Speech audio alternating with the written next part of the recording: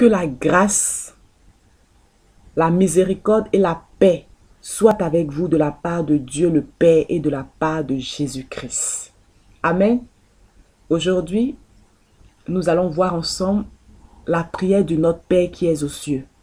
Amen. La prière que le Seigneur Jésus a appris à ses disciples.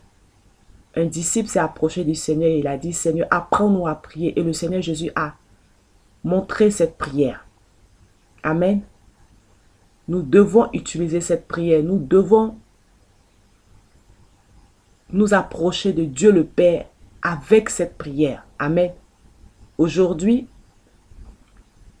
je veux apporter une exhortation sur la profondeur des mots de cette prière. Amen. Il ne suffit pas de la connaître par cœur et de la réciter régulièrement le matin, le midi, le soir, avant de dormir, avant de manger, sans savoir, sans en discerner la profondeur. Amen. Il faut méditer sur cette prière pour en dégager la volonté de Dieu et prier selon sa volonté. Amen. Il faut saisir la révélation de cette prière car elle comprend plusieurs aspects. Amen. Amen. Le Seigneur Jésus a donné cette prière pour que nous puissions prier selon la volonté de Dieu. Amen. Il ne nous a pas donné cette prière pour qu'on puisse la réciter comme ça. Non.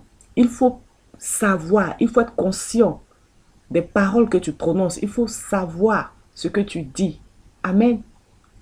Dieu, il est à l'écoute, Dieu le Père. Amen. Et il est ravi lorsque chaque enfant se met à prier, lorsque chacun de nous s'approche de lui. Amen. Nous allons voir les aspects de cette prière. D'abord, l'adoration du Père. La prière commence par notre Père qui est aux cieux, que ton nom soit sanctifié. C'est le premier aspect de cette prière, l'adoration. Nous devons adorer Dieu. Lorsque nous nous approchons de Dieu pour le prier, nous devons l'adorer. Nous devons adorer Dieu. Nous devons l'honorer. Nous devons l'exalter. Nous devons le magnifier. Nous devons le glorifier. Amen. Nous devons en esprit, en vérité, comme Jean 4, verset 24 le dit, adorer Dieu en esprit, en vérité. Nous devons adorer Dieu de tout notre cœur. Amen. Avec nos chants, avec des psaumes, avec des passages bibliques, nous devons adorer Dieu. Amen.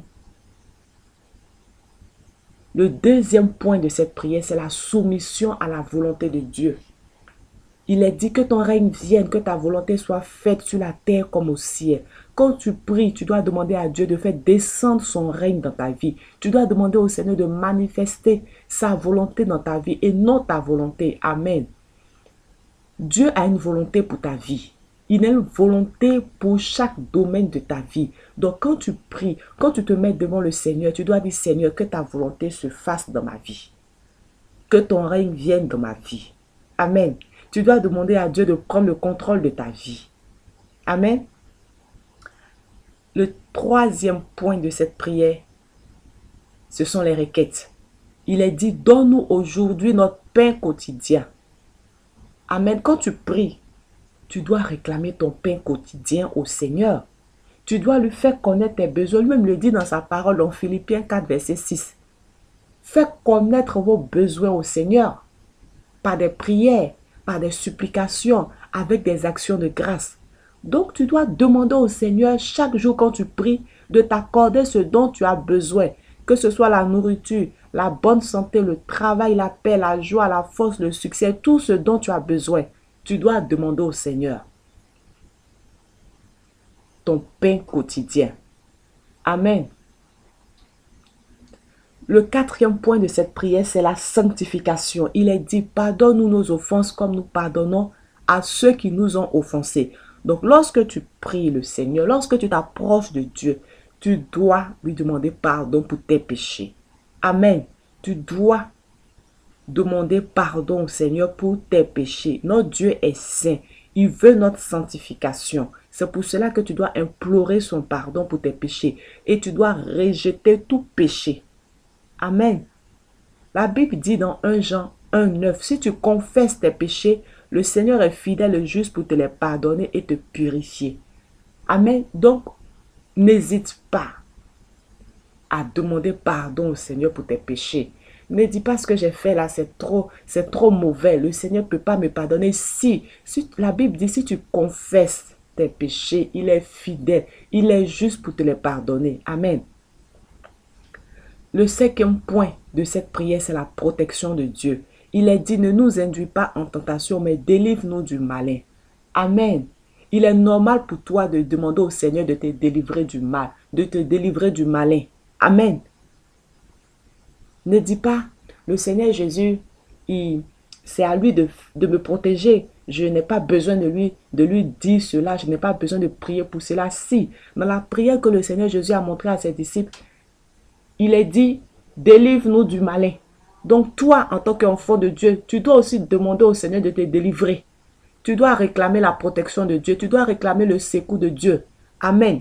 La Bible dit dans 1 Pierre 5, 8, votre adversaire, le diable, rôde comme un lion réjouissant, cherchant qui il dévorera. Amen. Tu dois donc demander au Seigneur de te protéger des pièges, des attaques, des ruses de l'ennemi. Tu dois réclamer sa protection. Amen. Tu ne dois pas rester chez toi les bras croisés et puis dire, le Seigneur Jésus, il sait qu'il doit me protéger. Le Seigneur Jésus a dit dans sa prière, délivre-nous du malin. Donc toi, tu dois aussi demander cela. Amen. Le psalmiste a dit dans le psaume 91, verset 1, c'est lui qui demeure sous l'abri du Très-Haut repose à l'homme du Tout-Puissant. Tu dois demeurer sous l'abri du Très-Haut. Tu dois prier pour la protection divine sur ta vie. Amen. Amen. Je redis les 5 points, les 5 aspects de cette prière. Il y a d'abord l'adoration. Il y a la soumission à la volonté de Dieu. Il y a les requêtes. Il y a la sanctification. Il y a la protection de Dieu. Quand tu pries, n'oublie pas cela. Quand tu pries, n'oublie pas d'adorer ton Dieu. Quand tu pries, n'oublie pas d'être soumis à sa volonté. Quand tu pries, n'oublie pas de lui exposer tes besoins. Quand tu pries, n'oublie pas de confesser tes péchés.